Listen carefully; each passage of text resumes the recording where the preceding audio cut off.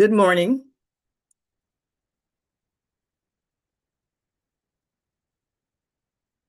Good morning, and welcome to this month's edition of Oak Hill Regional Development Corporation's third Wednesday Parent Resource Chat. My name is Bettina Campbell, and I am the Social Service Coordinator and Medicaid Chip Assister at Oak Hill Regional Community Development Corporation, which is the parent corporation for Healthy Together Mississippi. Again, today with us is our Metrics and Technology Director, Mr. Thomas Duke Robinson. We want to recognize our Executive Director, Dr. Michael O. Miner, and our Program Director, Lottie Miner. Well, we have some continuing great news. Oak Hill is making some changes to ensure that we better providing information, resources that are dedicated to uplifting and equipping parents with practical tools, timely resources, and faith-rooted encouragement. So we encourage you to share our new website, Healthy Together Mississippi. Aside from this Facebook page, and our website is www.healthytogetherms.org. And then we want you to stay tuned because we have more exciting events and opportunities coming. So just stay tuned, and we are excited, and we hope that you will become as excited as we are about the new directions that we're going.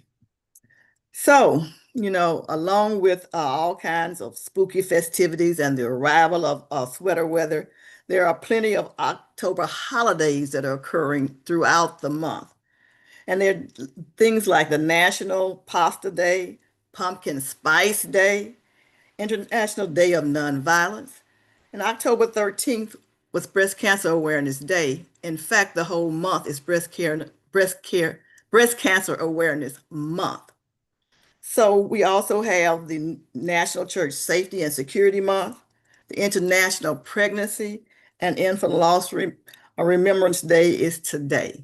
Again, the International Pregnancy and Infant Loss Remembrance is today. So I want you all to take time to go out on the web and look up the information about that and share that information, because it is so critical. And it's vital that we all join in to try to stop this epidemic that's in our community. So October 18th is Sweetest Day. So you still have time, if you haven't already bought a gift for your boo or your sweetest or whatever you call them, you still have time to go out and get that taken care of and let them know that they are someone special in your life. Also, and there are many more, holidays that are celebrated in this month. Some of them are serious, some of them are funny, but it's important that you do become aware of some. And it's also good that some are funny because it gives us an opportunity to laugh, and laughter is good for the soul. So, but today we want to take an opportunity to talk about hyperactivity deficit disorder, and also domestic violence. Again, these are also awareness months for those two. We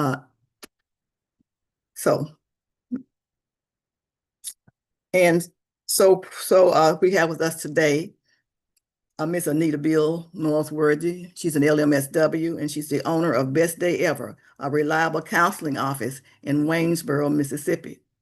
And she's going to talk to us today about ADHD. So we want to welcome her. Also, we have with us Cherise Stapleton, who is the founder of Executive Director of Mothers of Joy Institute for Parenting and Family Wellness Incorporated in Flint, Michigan. And she is going to present on domestic violence. Welcome, Cherise. Thank you. So nice to have both of you ladies here with us today. I'm sure that we're going to learn a lot. But before we get started on our presentation, I want to again encourage you to go and please share your social media pages with your family or with your friends, and invite them to learn along with you so that you can become resources for each other. And we also want you to take time to go and get your pencil and your paper and make sure that you write down any questions or comments that you might have as we go through the presentations, because we want to make sure to answer or address them at the end of the presentations and during our question and answer sessions. So Again, our first speaker is Miss Sharice N. Stapleton. She's a native of Flint, Michigan, and she received her Child Development Associates in Early Childhood Education from Mott Community College.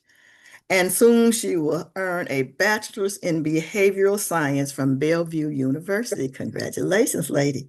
Thank you. She is also an ordained pastor. Cherie states that throughout her life, she has overcome many obstacles, starting at birth with being born at only 2 pounds and 3 ounces.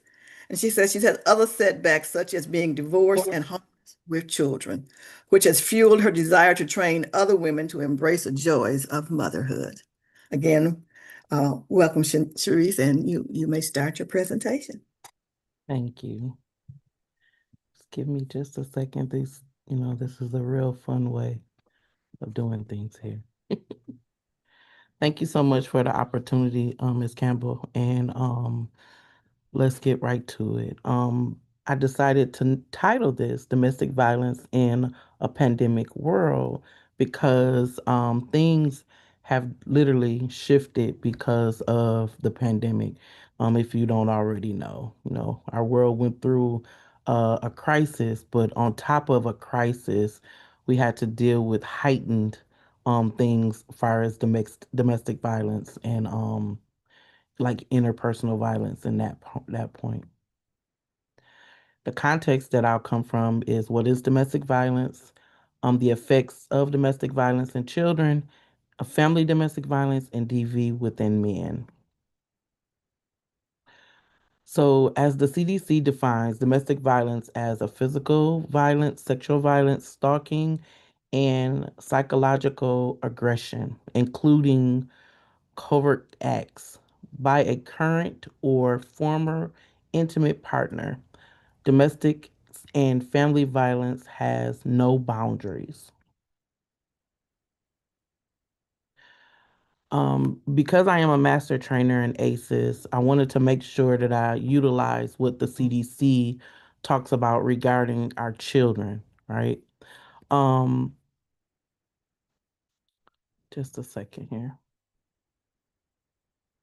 Based on information from the Center for Disease Control, on prevention and related sources, the effects of domestic violence on children, including lifelong harm, is their physical, mental, and developmental health.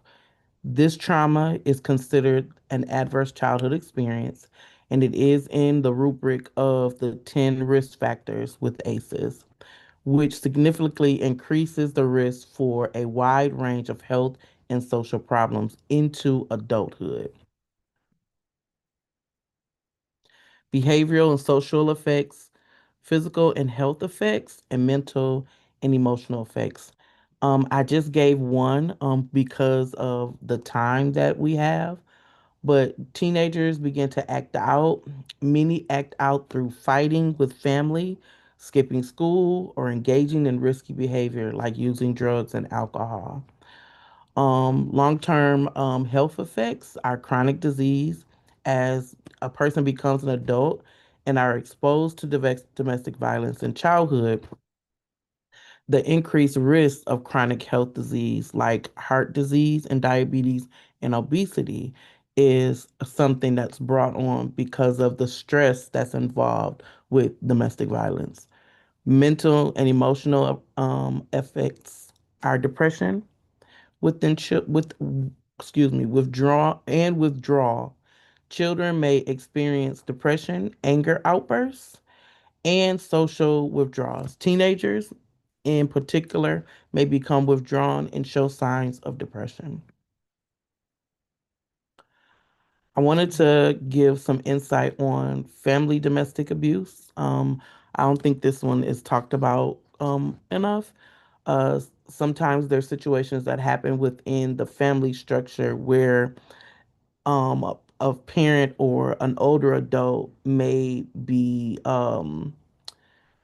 isolated or treated unfairly or unkind because the family may think that they're trying to help them, and it ends up being stated as abuse. Family and domestic violence in any behavior that causes physical and emotional or psychological harm for someone within a family or intimate relationship. It includes controlling behaviors, threats, and isolation. We're going to talk about the power wheel for just a second. This is a very intricate tool within the domestic violence arena, and it has different sectors that you connect together to find out ways to mitigate the situation. How you utilize the tool is you identify the abusive pattern, you recognize the non-physical abuse, and then you understand the abuser's motives. So for example, um, if a person makes threats, using a look or gesture, smashing things or destroying property to make you afraid, isolate, control, or put you in a position where you're not able to connect with others, using jealousy to justify actions, or monitoring your communications, not allowing you to use the phone, not allowing you to connect with people via email and such. That's considered to be an isolation. Economic abuse, preventing you from working or controlling you to access money. DV within men, I just wanted to talk about the more or less the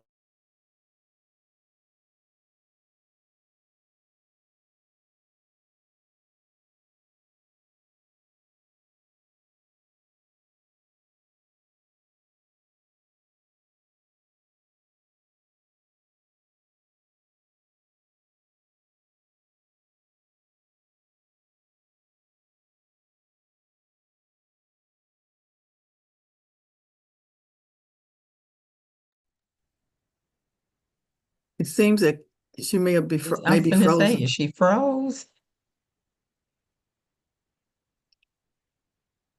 Yeah, she's She's froze. frozen, yes. So Hmm.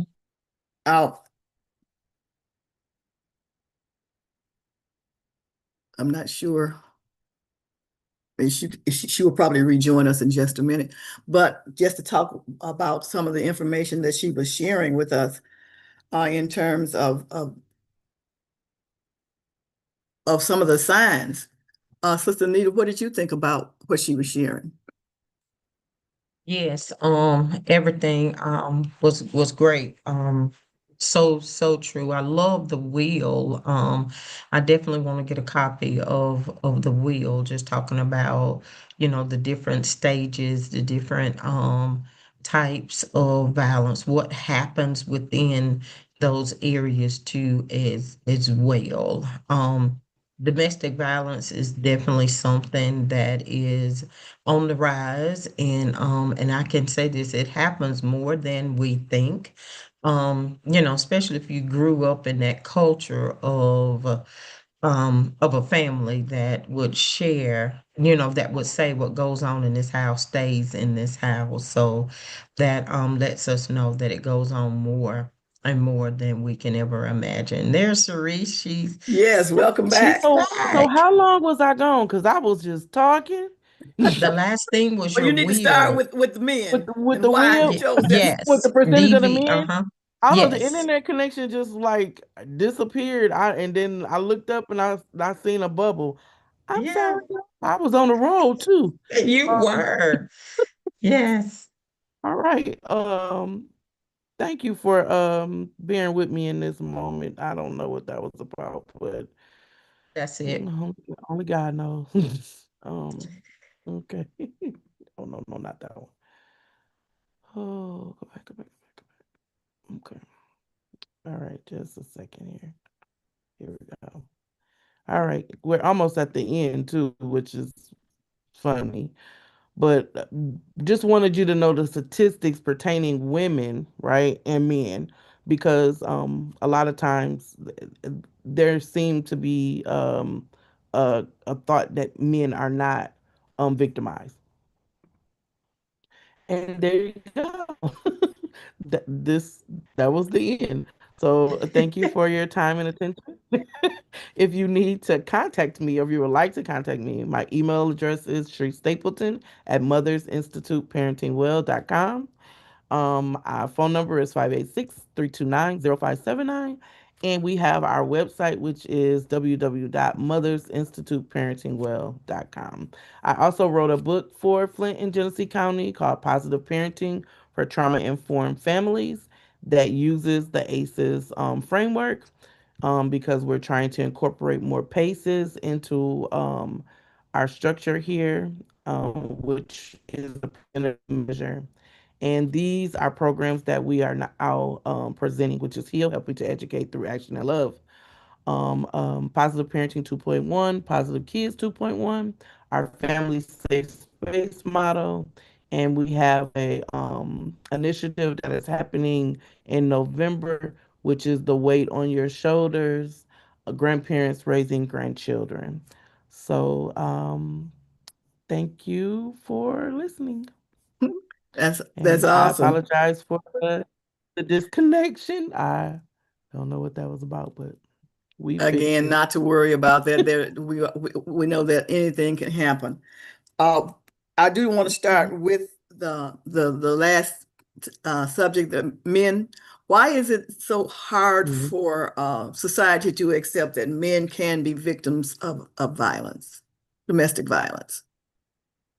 Because in all cultures, men are quote unquote supposed to be the protector, the strong one, the one that brings about safety. So how can someone who uh more quote unquote is supposed to be a protector be victimized? And we know that some younger people are how can I put it, not I, they are learning more to show compassion or empathy within men. Men are now learning that it's okay to express their emotions. You know, once in our culture, you know, if a man cries or if a man shows that quote unquote he's weak, then you know he's quote unquote not a man. But I would beg to differ that if a man is able to express his feelings and share his emotions, especially with those that he loves and cares for, that person is a more empathetic man. I'll even go as far back as to talking about early childhood. You know, if a dad came in and saw his son in an apron and you know he was in the kitchen, he would more or less be like, "Nah, you know, my man ain't no square or blah blah blah." But what that shows is helping that young person know what it means to take care of a household, right? Wash dishes, because maybe he don't have a wife right away, or maybe he needs to learn how to do these things first without uh the help of someone, right? But then that he may become a father where he may need to show compassion towards his children in that part. So I think our society has made it where it views men as not being able to be considered a victim. Well, thank you for that answer. Mhm. So I also wanted to find out when we're talking about um, the economy, do you Mhm. think that it plays a part in domestic violence, and if so, how? I can say yes and no. Right? There is some situations where people don't have a lot, where they are just getting by, but they're not beating up on one another. They're not taking advantage of one another. They're not doing the things that push people into rage or anger. They're working with one another to try to make ends meet.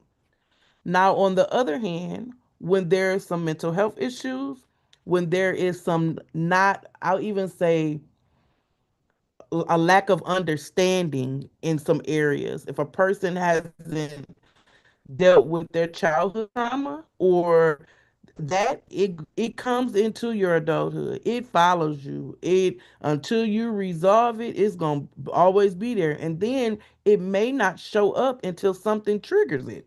And it may be a situation that may have happened within that relationship that has triggered that, and that person doesn't know how to respond to it or even how to deal with it, and they lash out at the person that's closest to them. And that's more or less how that works, right? When you're in relationship with someone, you lash out at that person. When you're dealing with children, if you don't real understand that children are not sounding boards, that you should never discuss hard things with children at an early age because they take on the responsibility of parentship when you do that, right? So I hope that made sense because it's some layers to this thing, and it's a building block that kind of goes with it. And yeah, because I can see, even like sometimes when men get frustrated Oh, because yeah. they lost their job or Yeah. they're not making what they think that they should make, or the wife is having to contribute a little bit more to the family than he is taught that a man should allow. And then that can be very And igniting too.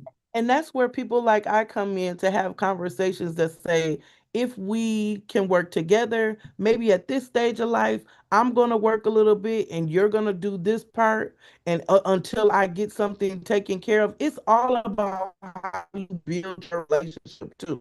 And if you allow other people to dictate how you do your relationship, that plays a factor because family is in somebody's ear. He ain't working. What you mean he not working? Oh, she ain't taking care of the kids of the house. What you mean she ain't taking care of the kids of the house? But that is you and your spouse's responsibility of building your house together. So how you determine how it functions is the catalyst, right? So a lot of times it's because too many people are in people's business and it begins to play a factor. So I just say that if something like that happens, the wife, I would hope that she would be supportive, and say, I'm sorry this happened, but we can make it, let's devise a plan together as a family until, things change. I'll do this part. How do you feel about that? What's your take on that?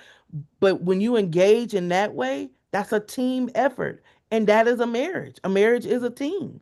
And if it's not working like that, that's where those frustrations come in. If somebody comes and say, you know what, you worthless, just like your mama, or they start to do those things, that begins to mess with that person's mind. And they start thinking those, we call them deviant ways. And it's just the way of the world. So, and then I'm gonna have to put a shameless plug on God. Um, if He is in the picture, there's a lot more things that you can do with each other because you're not relying on one another. You're relying on something else. So, Thank you so very, very much for that. And so what I heard you say too was that I want people to take away from sometimes families can unintentionally be a catalyst mhm. that can lead to domestic violence within a situation. And they think that they're helping, right? They think that they Right. are, especially if you say you're a person that was in a one family household and they did it all, right? But now you got this person that you can hear that other person saying, well, what you need him for if he can't help do nothing?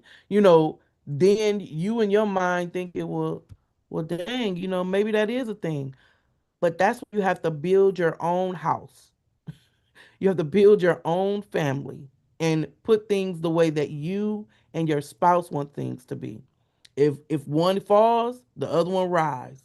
If that one fall, the other one rise. Somebody takes up the slack, and it does not mean that that person is less than. It does not mean that that man is not strong. It just means that there was a setback, and now he has to do what he needs to do to come back up. And if that wife is supportive, she's going to support him. Well, how's things going? Have you got any leads today? I'm excited, and keeping him encouraged because that's what you do for one another. So I find this interesting, but let me ask a question. The last question I want to ask you for right now is, what can we do? How can we make sure that we're helping? Because no matter, sometimes the marriage is, no matter what the woman does or no matter what the man does, it's just not going to work.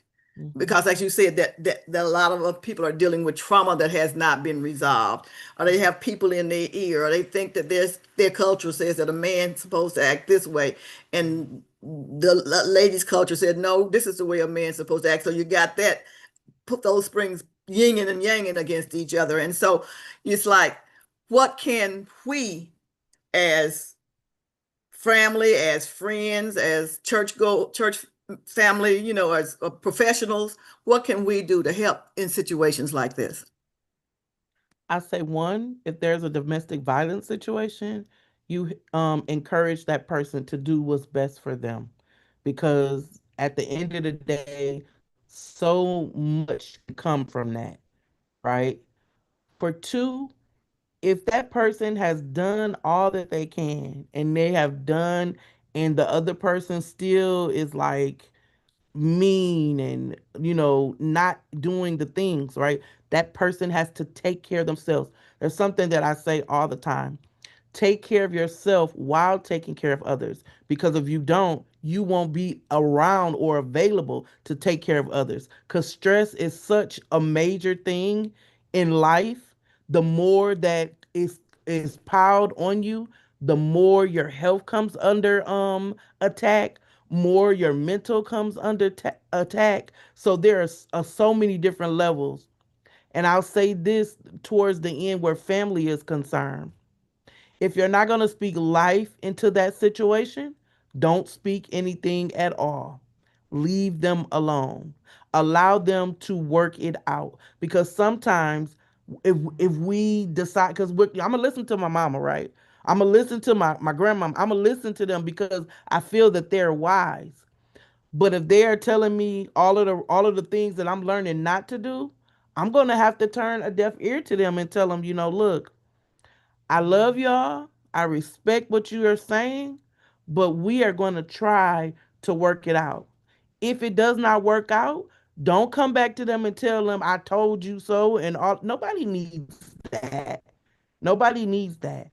What you do is you tell them, I see that you tried, you put a good effort into it, but you will survive. You will be okay. I thank you for saying that, but I think one of the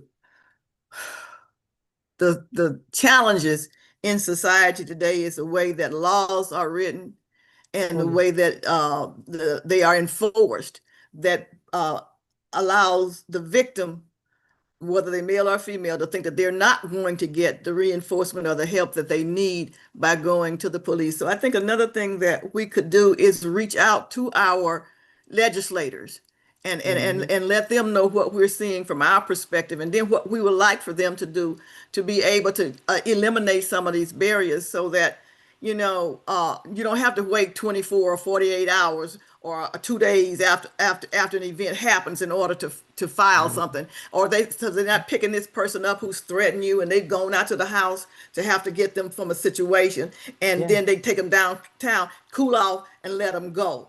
that's right. We have to, and then they're back out there killing that person. So Mhm. we really need to figure out some better ways as a community, and I'm talking about not just the community that we live in, but the larger community of the world. We really have to Mhm. figure out a better way in order to deal with this violence, and not only just between a husband and a wife, but also violence between partners, whether they are male or female. And Mhm. our one of the things, I'm gonna say this, and I must move on. But one of the things, unfortunately, that a lot of our young ladies learn at home is that Mama put up with it from Daddy. Mama took Yeah, it, so yeah, it makes me stronger if I can take it. And so not at all. we need to be encouraging people that love is not violence. Love does not physically hurt you. Can I say one more thing, Miss Sure. Campbell? There is some things that have been put in place. Um, because I've worked with the Y before, I was a crisis counselor there. It allowed me to put in place where we can before that 24 hours can go and put in a a order for them not to be on the premises or not to connect with them. And it had to happen like that because things happen, right? It's unfortunate that things have to happen in order for something to be put in place. But because of that, we're able to go within when they come to us, where they write it out, we petition it, and it happens before that 24 hours. I'm glad to hear that that happens there because it seems that it will be it's individual to not even states But you but know, we to a small different. community too, so Yes. But I'm happy to hear that. So let me move on for now, and I'm sure that if you stay with us, we'll have questions from our participants later. So it's thank you. I do apologize for that. But our next presenter is Ms. Anita Beals Northworthy, and she states that her desire and willingness to give back to her community can be seen in her professional and personal activities because it's all based on her deep love and commitment to God. Anita received an undergrad degree from the University of Southern Mississippi, a master's degree from Mississippi State University. She's worked in the field of mental health for over 27 years. She's a licensed counselor, a professional counselor with the state of Mississippi, and she is the founder of Best Day Ever. Isn't that a wonderful name for an organization? Best Day Ever. So this counseling service is located here in Mississippi, and she currently serves on the local school board as a District 1 school board representative. She completed her certification in Christian education. She got a diploma from the National Baptist Convention USA Sunday School Publishing Board. She is also a mental health first aid national certified instructor for both adults and children. And she is a devoted mother of 27 years to Michael Norsworth. And she said they are proud parents of two amazing children and 5 grandchildren. How awesome. Welcome, Anita. And before I turn it over to her, let me just say, both of these ladies are very busy. I read their bios, my goodness. They both are very busy and they're both doing things to help others. So I hope that they are taking some self-care seriously. And I'm just so glad that they took time out of their busy day to join us. Go ahead, Anita. Good morning, everyone. Thank you so much, Sharice, for all that valuable information that you presented. Definitely much needed during this time. And hey, my motto is always knowledge is power. You know, the more we know, the better we can do. Okay, and just bringing this awareness gives people a space and a voice to talk about, you know, things that are happening all around, whether it be mentally, emotionally, or physically. It gives them a space to do that. And I think this day and time, that's what people need is more and more of a safe space. So I am happy to be here in this fabric to share with you all my knowledge about ADHD, which is a growing trend. And I will say, in my day, it was something that wasn't heard of by me in my day, but yet and still just working in this area, I can see myself more and more and more growing up, definitely around second grade, third grade, dealing with some of these areas here. So with that being said, Bettina, I am ready to kick off. I know there's a series of questions that I'll be sharing and answering. So I am ready whenever you are. Okay, so let's start, Anita, again by talking about ADHD. What is it? How is it defined? Okay.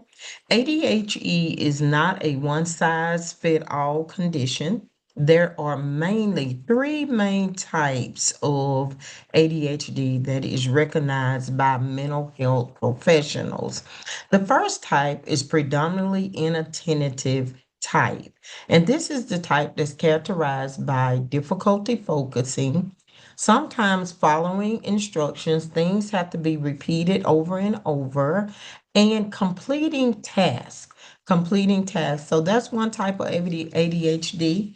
And then you have the predominantly hyperactive, impulsive type.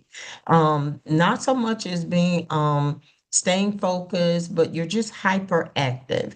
These are the little squirmers. These are the individuals that are fidgetive all the time, excessive talking. You will get impulsive behavior in this area. That means you're reacting without thinking. These are going to be your babies that, hey, kids may be taking a test, but they're up sharpening a pencil, or they're up moving around, making distracting noises. And they're very, very talkative in that hyperactive. It's just kind of hard to shut off. I like to look at it as if your brain is being driven by a motor. You know, even with our cars don't shut off until we do something about it. But in this hyperactive type, it is hard to shut it off. It is just constantly going. And then the third area is combined. So you can be both inattentive, and you can also have the hyperactive behavior. So mental health professionals or your medical professionals, they look at ADHD in these three areas. It's either inattentive, hyperactive with impulse behavior, and then you can actually have both of these behaviors going on at the same time. Wow, thank you so very much for that answer. Can you tell me how is it diagnosed? Yes, it is important to note that there is no single definitive test for ADHD. Diagnosis relies on a combination of assessments from the expertise in the mental health professional, or like I said, your medical provider. This is an area you don't draw blood to get this determination. It's kind of based on observation, clinical interview, sometimes from the younger person, from a family member. You can conduct it that way. Behavioral observation is definitely key. You're going to look at a list of scales and questionnaires.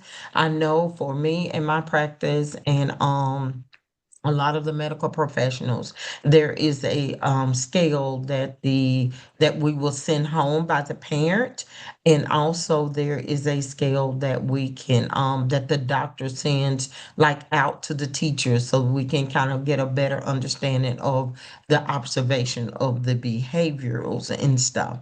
Um, but yeah, but those are clinical interviews, review of medical, and definitely educational history.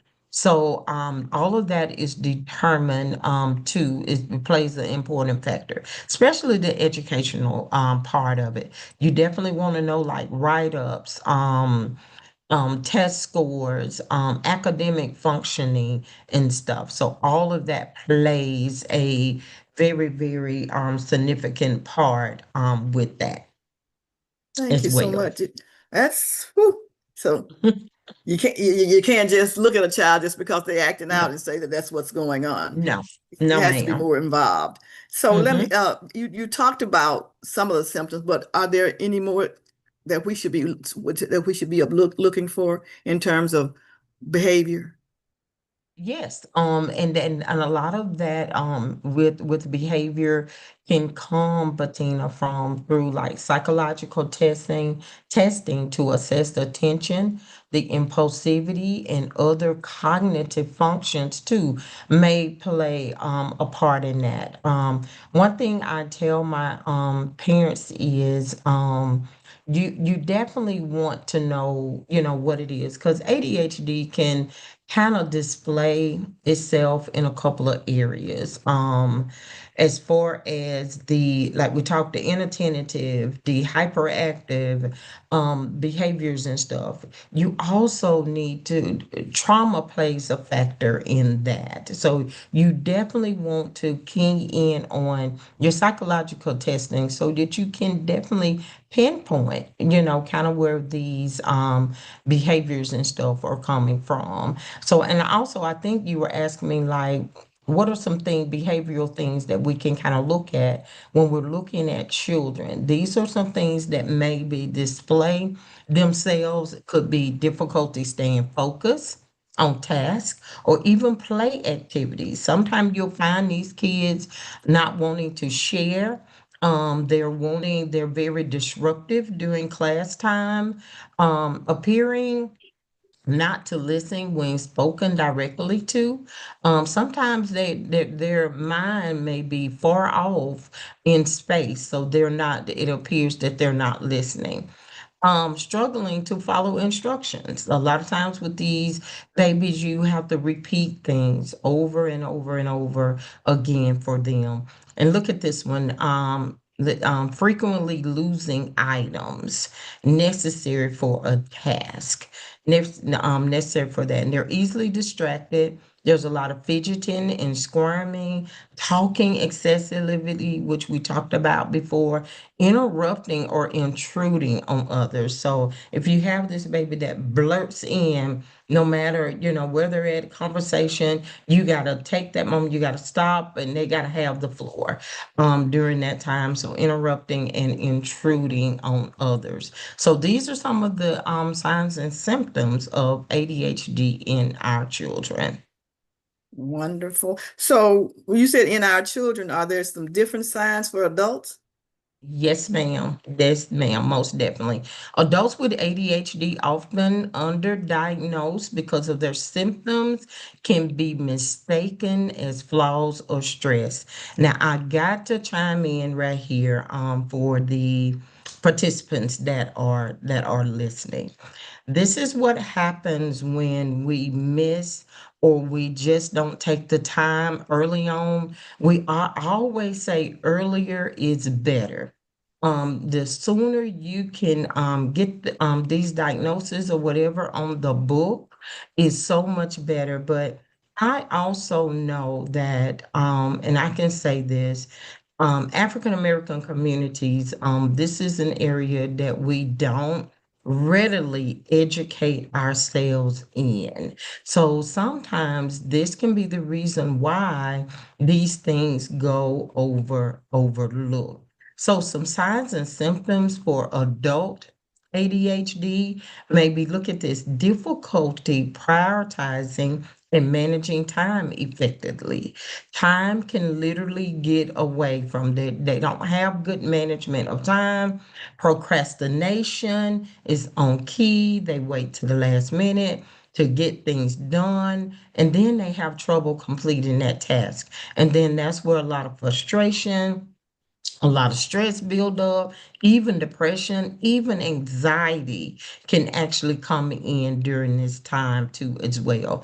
Impulsive decision making, because look, you've waited so long and now you got to make a decision at the spur of the moment. They're restless, feeling on edge, mood swings and irritability, difficulty maintaining relationships. So when you're looking, going back to what Sharice was talking about, people that are in and out of these unhealthy relationships. They're kind of jumping from, when one person kind of get tired of the procrastination and stuff, then they kind of tend to put them out, and then that's when a lot of that anger and stuff can come in and be built up. So yes, these are the symptoms of ADHD that can be found in our adult populations, Bettina. Wow. And most people don't think of adults as being ADHD. They just think that it's some kind of character flaw. They're just not trying. They're just trifling or whatever. Right. But now I'm so glad that we were able to have that conversation and to bring that enlightenment today for those who may not. And then others know about it, but we're not sure how we can help. So that's going to be my final question for you, Anita, is what are some of the things, the strategies that can be used to help adults and children manage their lives with ADHD? Yes, that's a great question, Bettina. And like I stated earlier, is always better. And a lot of times when it goes undetected or undiagnosed in childhood and you get over in adulthood, a lot of your medical professionals look at it, point it off as depression, when it's actually ADHD. And it's kind of hard to, one of the key treatments for ADHD, both adult and children, is medication. So by the time you get over into adulthood, there's not a provider without a paper trail or proper diagnose of ADHD from childhood to adult. It's hard for providers to write medication strips for an adult because what you're needing is maybe a stimulant or a non-stimulant, and that's going to be like your Adderall, your Concerta, your Focalin, even for adults. But there's a lot of medical providers that don't like to write adults that with the fear of now abuse, and stuff like that. That's why I always say earlier is better. And if there is a paper trail that follows you from childhood over into adulthood, that makes it a lot better. So definitely medication. One of my favorite things that I like to do is therapy. Being a therapist now in the mental health field for an area of 27 years, CBT is my main go-to. I love things about CBT because it focuses on your thoughts, your feelings, and your actions. Okay. A lot of times with ADHD, especially over in adulthood, if you can reprogram and retrain your mind, just say one of the symptoms with adult ADHD is procrastination. You got to reprogram and retrain your mind to come out of that procrastination area there. So CBT helps with that. To me, it helps. I like to say flip the script on things. So CBT is definitely one of the areas that I love to do. Coaching and behavioral tracking is definitely another area that I like to do. I like to look at that as keeping up with you. Knowing where you are at all times. Okay, that's behavioral tracking. You got to know when things are getting off centered for you. You got to know when things are getting on the uptick, especially when there is an increase in your triggers, and stuff like that. You got to keep up with you. So I love the behavioral tracking. And in my practice, I look at it as knowing where you are at all times. And sometimes that comes in with constantly checking in. As the word declares, you have to renew your mind. Sometimes I have to do that at least 5, 6 times a day just to kind of keep up with myself. So routine coaching, behavior tracking. The last thing I want to look at in that area is dieting. Dieting. You may say, what does that have to do with ADHD? It has a lot to do with it because if you're already hyperactive, you don't want to be consuming a lot of caffeines, a lot of things like that. Physical activity is key. Is key. Burn that energy out on the walking trail or exercising, putting these babies in sports, pulling those electronics from them, getting them involved in some type of outside extracurricular activity, even if you got to get out in the yard with them. And the last thing is sleep, monitoring your sleep. Sometimes if you're not getting enough rest or enough sleep, that will kind of throw you into some of these signs and symptoms that we forestated and talked about. Wow, that was a lot. Mhm. Both of you ladies have provided us with some wonderful information. We've been truly blessed to have you here with us today. So now what we're going to do is open up for questions and answers from our listening audience. But before we do that, I do again want to remind you to please share this information with your family and with your friends, because there's someone that you might be really blessing by just sharing our website with them. And I'll give that to you again in just a few minutes. So we're going to open up, and if you are on Zoom, then please feel free to either open your mics and ask your questions or put your question in the chat. If you're on Facebook, then please put your comments or your questions in your comment section, and we'll have people that will ask those questions for you. So, do we have questions?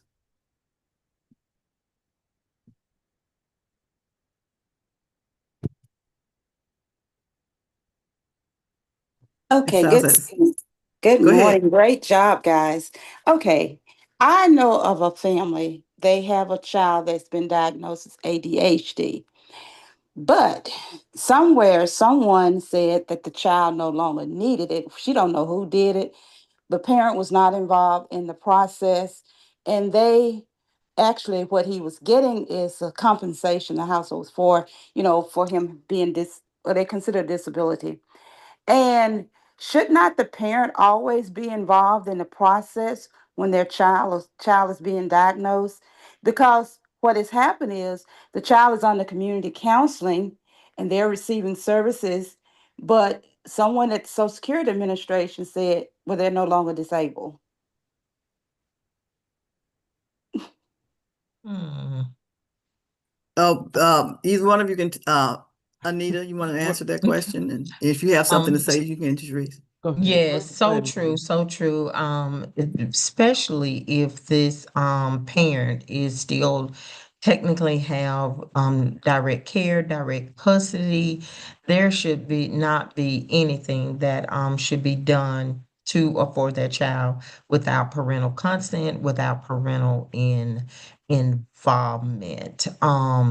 So yeah, and I'm not quite sure why Social Security would deem them no longer being disabled. Now, one thing I will say that I am discovering with Social Security and disability and children being diagnosed with ADHD, it just about has to be severe, severe, severe. A lot of cases that I know start out maybe on the severe realm, but by the time Social Security and disability is getting to them, and you done got involved with therapy, you done got involved with behavior specialists at the school, you done got involved with medication, and you're compliant with all of that, a lot of times the ADHD will kind of minimize itself. But if you take all of those things away, then you're going to get an uptick in it. So starting out with Social Security, yeah, you probably had this severe case of ADHD, but as you're moving along, things have gotten better. So that could be a factor to kind of look at, when Social Security is deeming them that is not a disability. And I will tell you that I feel way back in the day we have just kind of ruined things. Disability is not as swiftly and easily as it once was, and I'm thinking at least 30 years ago. You could have a diagnosis and you were deemed disabled, but now there's got to be a paper trail a paper trail. And I tell all my parents that, you got to have a paper trail. If your baby is diagnosed with ADHD, what disability is going to be looking for is they're going to be looking for medical records where this child is taking medication. They're going to be looking for therapy records, not a every 3 month therapy record, but this has got to be consistent. School records where they're having this uptick in behaviors. Maybe they're having to be pulled daily and worked with one-on-one and stuff like that. Paper trail, paper trail, paper trail. And no, nothing. If this child has biological parents that they are in trusted care of, that there should not be anything done without Thank that parental consent. And that was one of the main concerns I have about this situation. The parent just got a letter saying they cut the child off of his benefits, but the child is still going through services for his condition. So, and she had no earthly idea as to what happened. She don't know who did it, how they did it. She was not informed other than it was being cut off. So thank you for that. But she is since then, we've gotten connected with someone there and they told her what she needs to do. But it was just, it's just always I try not to be amazed when these things happen, but Right. it happens. It happens. And Yes. I would just say to anybody listening in, if somebody has done something to affect your household and saying things and you don't have any idea, you didn't go to any meetings, you didn't participate in any type of assessment, then something needs to be addressed. Yeah. And I let me just want let to me pick. chime in another one more thing with that, because now clearly hearing the statement. One thing too that you want to check on is a lot of times disability will send paperwork and stuff out. I know they're Mm-hmm. doing a lot of redeterminations and stuff like that since COVID. So Mm-hmm. you want to make sure that there hadn't been any paperwork that has been sent out that the family needs to adhere to. And then also, I do know with children, they age out. I want to say 18, 19, 20. I want to say 18. So it just say if they got diagnosed and approved for disability at the age of, let's just say 11, and now they are 18, they age out of that, which means they need to go back in and reapply. So it may not necessarily have been that someone has called and had the benefits revoked. It could have been that there was not a timely response to some type of correspondence. And then during pandemic, people moved around. So if there's been a change of address and stuff like that, and Social Security is not aware of any of that, and they've been trying to communicate, that could be a reason too, as well. So you kind of maybe want to follow up too with that as well. We addressed all those things and none of those were factors. And the child Okay. is under age 11. But, Okay. but like I said, she's going to take the steps. She has someone, I told her I could not be her person. Advocate. Okay. Yes, I could not. But she has someone at the school that she's going to have to go with her to do all of that. Okay. Because Well, we certainly, everything you said, that's what was asked by the Social Good. Security personnel. Hmm. Did you get the letter? Have you moved? All that was addressed, but none of Okay. those were the factors. So thank Good you so deal. much. Thank you. Thank you. Sister Brenda, we really want to thank you for doing what you could do to Yes, connect her ma'am. to an advocate that could take the next step. So Yes. that is certainly something that we at Oak Hill uh support. So, Ms. Cerise, did you have anything that you wanted to say? Because I think we're getting Well, closer to time so to wrap up. no problem. So there's something here that we use called SOAR, and it's a database where they're able to connect with Social Security through our mental health professionals, and Mhm. they actually help them gather all their paperwork, and it's in a space, right? So they can go right to it, say, oh, he's been doing this, because sometimes parents lose things and they don't have everything that they need when it's time for them to recertify or give things that are being asked for because of the traumas that have happened in their life. So SOAR actually helps them keep their paperwork together and stay connected with everything. And also I don't know if this child has an IEP. That IEP is up to age 26. Wow. So yeah, so I don't, and that actually helps them beyond high school into college, or if they get that certificate. So there's a lot of different factors where, like, and I agree with you, Anita, the paper trail is so important Mhm. because what it does is it gives you that leverage when someone tells you that something isn't happening. You can actually, as a parent, advocate for yourself and go back and say, oh no, at Mhm. least 4 times within the last 2 months, he's did this, and this, and it's documented. We all know that if it's not written down, it doesn't show that it was done. So having things documented and making sure that you have a system or connecting with an agency that will keep your information in a way where when it's time for you to recertify or when it's time for you to connect back, they can't deny you. So I just wanted to add that. Thank you so very much. I think that we are about at time. So I'm going to do our friendly reminders, and then we will sign off of Facebook, but we will remain on Zoom. So if you have any questions, please stay on for a few minutes, and you can ask Miss Anita and Miss Sharice at that time. So I wanted to remind you that the Ask Mary and Pat Zoom webinar will be 6 p.m. Monday, October 27th. Let's Talk Real Estate with Area Mays is 11 a.m. Thursday, October the 30th. And finally, our next third Wednesday Parent Resource Chat is on Wednesday, November the 19th. And our focus will be on self-care while actually providing care, especially during the holiday season. So I want you to please be sure that you join and encourage your friends and family members to join in, because we are trying our best to provide valuable information and resources to make their lives better. And remember that you can always find out more about us on our website at www.healthytogetherms.org. Again, that's www.healthytogetherms.org. Once again, we want to acknowledge our Executive Director, Dr. Michael O. Minor, our Program Director, Lottie Minor, and this has been a production of the Oak Hill Regional Community Development Corporation, empowering parents and strengthening families in the Mid-South region and across the state of Mississippi. For those of you who are on Facebook, thank you for joining in, and you continue to have a wonderful day. For those of you on Zoom, again,